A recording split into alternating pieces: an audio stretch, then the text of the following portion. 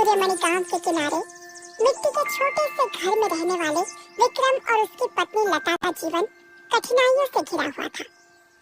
बरसों पहले यह दंपति गांव के सबसे खुशहाल घरों में से एक था, लेकिन वक्त के थपेड़ों ने उनकी खुशियों को छीन लिया था। अब घर में सिर्फ टूटी चारपाई, कुछ बर्तन और यादों के अलावा कुछ न बचा था। ऐसे तो हमारा घर कैसे चलेगा? पूरे गांव में सिर्फ हम ही गरीब बचे हैं, बाकी सब पैसे वाले हो गए हैं। और कितने दिनों तक भूखे रहकर हमें दिन गुजारने पड़ेंगे? लता, मैं सब जानता हूँ। मैं मेहनत करूँगा और एक दिन हमारा अच्छा वक्त जरूर आएगा। आप दूसरा कोई काम क्यों नहीं करते? ये कपड़े बेचने में तो कुछ कमाई नहीं है। मैं आपसे कुछ मांगती भी नहीं हूँ, दूसरी पत्नियों जैसे खर्चा भी नहीं करवाती। हम दोनों का पेट भर सके, इतना खाना ही तो चाहती हूँ मैं। अच्छा जी, मैं दूसरा काम जल्दी से ढूंढ लूंगा, तुम चिंता मत करो। विक्रम काम ढूंढने जा रहा था। रास्ते में एक बड़े पेड़ के नीचे उसे एक बूढ़ा व्यक्ति बैठा दिखाई दिया। बूढ़ा व्यक्ति थका हारा लग रहा था। उसके कपड़े धूल से भरे थे और चेहरा मायूस था। विक्रम ने उसे देखते ही अपने कदम रोक लिए और ध्यान से उसकी ओर देखने लगा। अरे दादाजी, आप यहाँ इस पेड़ के नीचे क्यों बैठे हैं? बेटा, मैं बहुत थक गया हूँ और कई दिनों से भूखा भी हूँ। भूख के मारे चक्कर आ रहे हैं। अगर कुछ खाने को हो तो दे दो, भगवान तुम्हारा भला करेगा। दादाजी, मैं क्या बताऊं? कुछ दिनों से मेरा काम धंधा बिल्कुल नहीं चल रहा। आज तो मैंने और मेरी पत्नी ने भी खाना नहीं खाया है। ठीक है बेटा, कोई बात नहीं। दादाजी, आप बस यहीं ठहरिए, मैं अभी घर से आपके लिए कुछ खाने को लेकर आता हूँ। विक्रम ये कहकर जल्दी जल्दी घर की तरफ चला गया, ताकि दादाजी को भूखे पेट ज्यादा देर न बैठना पड़े।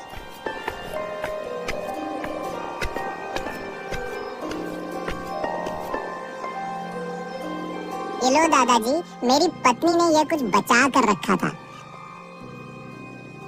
शुक्रिया बेटा, भगवान तुम्हारा भला करे। दादाजी, आप मेरे घर चलकर बैठिए, मैं आपके लिए गांव से खाना लेकर आता हूँ। नहीं नहीं बेटा, मैं रुक नहीं सकता। मैं बहुत जल्दी में हूँ। पर बेटा, तुम एक सच्चे और दयालु इंसान हो, इसलिए मैं तुम्हें कुछ देना चाहता हूँ। नहीं नहीं बाबा, मुझे कुछ भी नहीं चाहिए। बेटा, मैं तुम्हें वरदान देता हूँ। तुम्हें जो भी मांगना है वो मांग लो बेटा। अरे दादाजी, मैं आपसे क्या मांग सकता हूँ? जल्दी मांगो बेटा, मुझे अभी दूसरे काम से जाना है।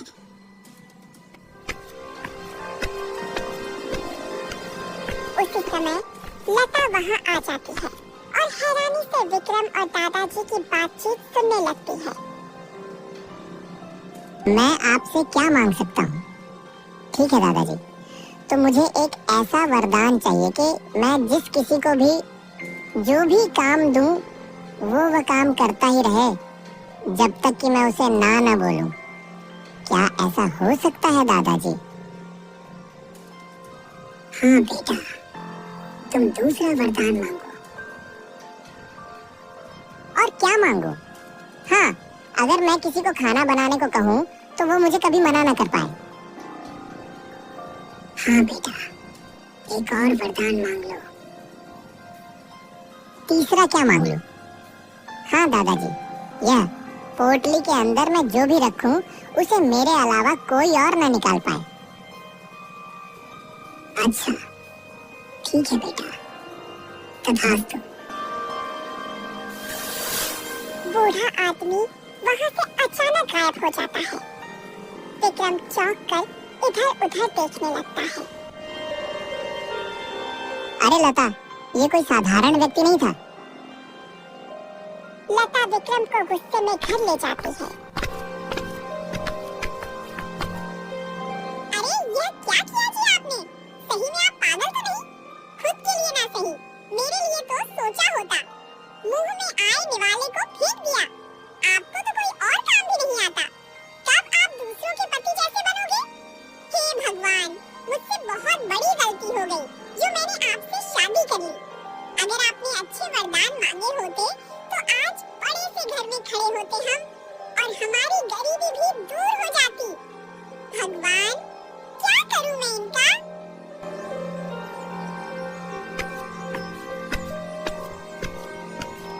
और तभी विक्रम गुस्से में काम ढूंढने निकल जाता है।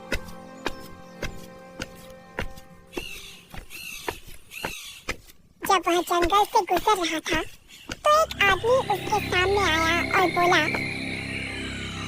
कहाँ जा रहा है इतने गुस्से में? बीवी से झगड़ा करके तो नहीं आया है? और ये जंगल में कहाँ जा रहा है तू? अरे यह तो कोई चमत्कारी पुरुष लगता है। हाँ भाई, मैं अपनी बीवी से झगड़ा करके आया हूँ, अब काम की तलाश में जा रहा हूँ। अरे भाई, तुम बहुत आगे की मत सोचो, नहीं तो तुम्हारे साथ बहुत बुरा हो जाएगा।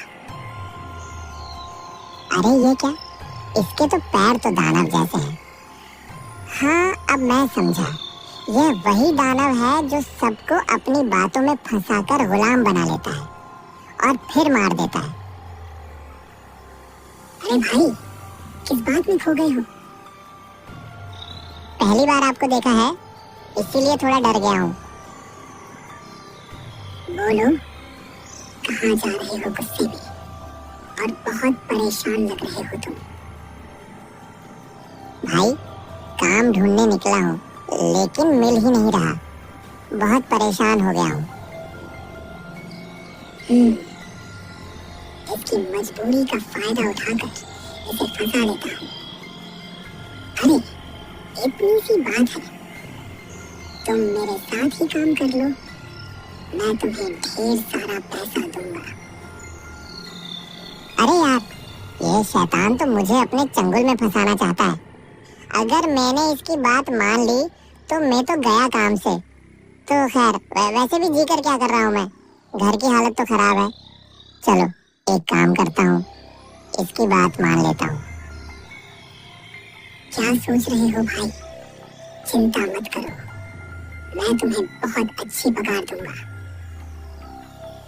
अच्छा ठीक है, बताओ क्या काम करना होगा?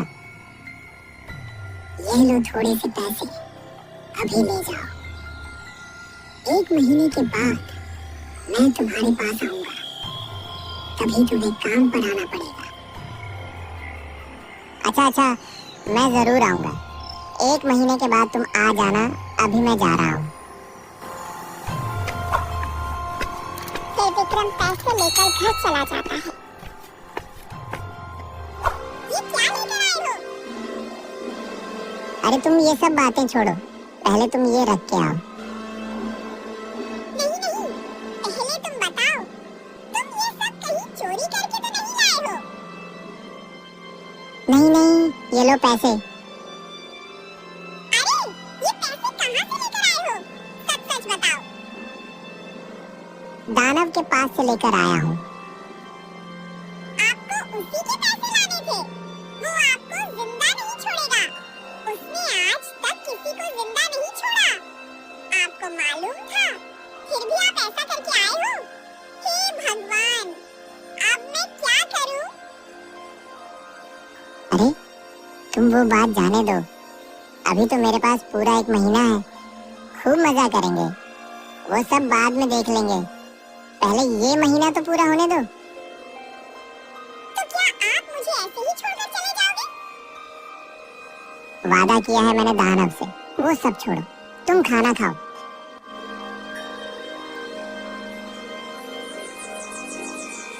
ऐसे ही दिन पर दिन बीतते गए और देखते ही देखते पूरा 1 महीना गुजर गया। क्या कर रहे हो भाई? तुम्हारा समय अब पूरा हो गया है। अरे ये शैतान तो आ गया, अब मैं क्या करूं? क्या करूं? हाँ, याद आया, दादाजी ने जो वरदान मुझे दिए थे वही आज मेरी मदद करेंगे।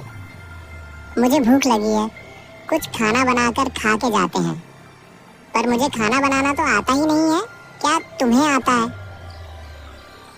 इतनी सी बात है। हाँ हाँ, लाओ बना देता हूँ। दानव को खाना बनाते हुए बहुत देर हो गई थी। वह बस बनाता ही जा रहा था, रुकने का नाम ही नहीं ले रहा था। अरे यह क्या हो रहा है मेरे साथ? मैं उठ क्यों नहीं पा रहा हूँ? जरूर यह इंसान कोई जादूगर है। कैसे हो भाई? क्यों उठ नहीं पा रहे हो क्या? हाँ, मुझे मालूम है कि तुमने कुछ किया है। मुझे जाने दो, इसके बदले मैं तुम्हें बहुत सारे पैसे दूंगा और मैं 3 महीने बाद आऊंगा तुम्हें लेने के लिए। ठीक है, तो फिर लाओ पैसे और याद रखना, अब 3 महीने के बाद ही आना। और दानव उसे सोने की एक भारी पोटली थमा देता है, जिसकी खनक पूरे कमरे में गूंज उठती है।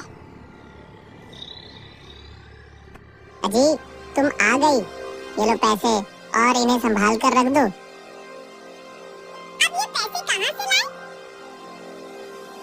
अरे दानव, वह आया था ना मुझे लेने, लेकिन मैंने भी उसे दादाजी के दिए हुए वरदान से फंसा लिया। मैंने उसे छोड़ने के बदले पैसे ले लिए हैं और अब वह 3 महीने बाद आएगा मुझे लेने। तो वो वापस आपको लेने आएगा? चिंता मत करो लता, वह सब बाद में देख लेंगे। जाओ, मेरे लिए पानी लेकर आओ।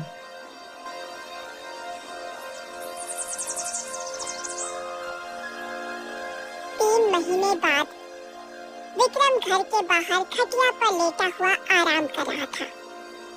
तभी अचानक वहां पर दानव आ जाता है। सो रहे हो? चलो, हमें जाना होगा। अरे, अब मैं क्या करूं? ये तो फिर से आ गया। अब इससे कैसे बचूं मैं? हाँ, याद आया, अभी तो दादाजी के वरदान बाकी है ना। क्या सोच रहे हो? चलो मेरे साथ। अरे तुम इतनी दूर से आए हो, थक गए होगे? लो, यहाँ आराम करो, मैं तुम्हारे लिए पानी लेकर आता हूँ। हाँ, ठीक है, जल्दी आना। फिर विक्रम वहां से चला जाता है और दानव कहने लगता है, आज इसका ध्यान रखना पड़ेगा। यह मुझे बहुत बड़ा जादूगर लगता है। दानव खटिया पर आराम से सो रहा था और आराम करते करते काफी समय बीत जाता है। मैं उठ क्यों नहीं पा रहा हूँ? लगता है आज फिर से इसकी चाल में फंस गया हूँ। अब मैं क्या करूँ? और तभी वहाँ पर विक्रम आ जाता है। क्या हुआ भाई, उठ नहीं पा रहे हो क्या? हाँ, लगता है तुमने कोई जादू किया है मुझ पर। आज जाने दो मुझे, मैं तुम्हें 50 सोने के सिक्के दूंगा और 6 महीने बाद फिर से तुम्हें लेने आऊंगा। अच्छा अच्छा, जाओ, लेकिन याद रखना 6 महीने बाद ही आना।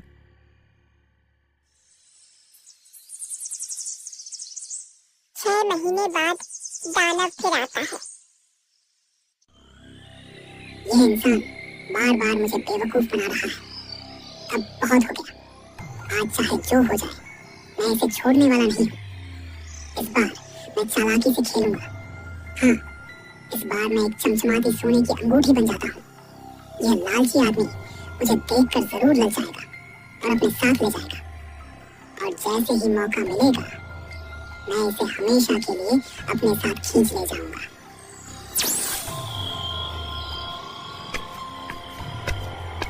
थोड़ी देर बाद विक्रम वहां आता है।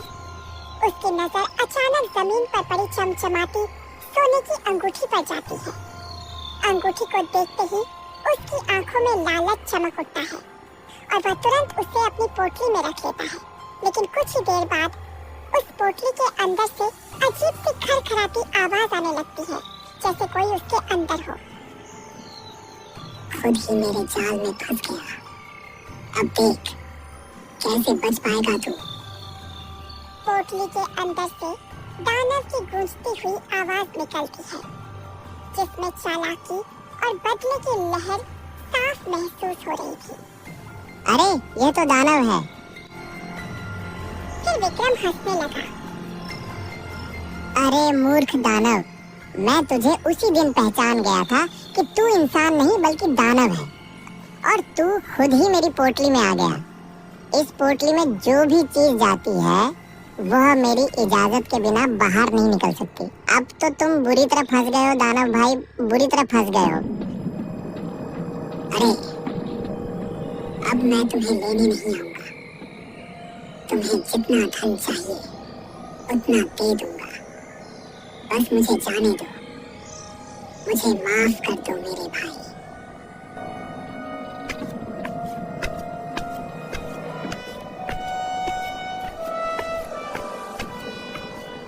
विक्रम नदी की ओर जाता है और बिना समय गंवाए उस थैली को तेज बहती धारा में फेंक देता है। उस दिन के बाद से दोनों पति पत्नी चैन और खुशी से अपना जीवन बिताने लगते हैं।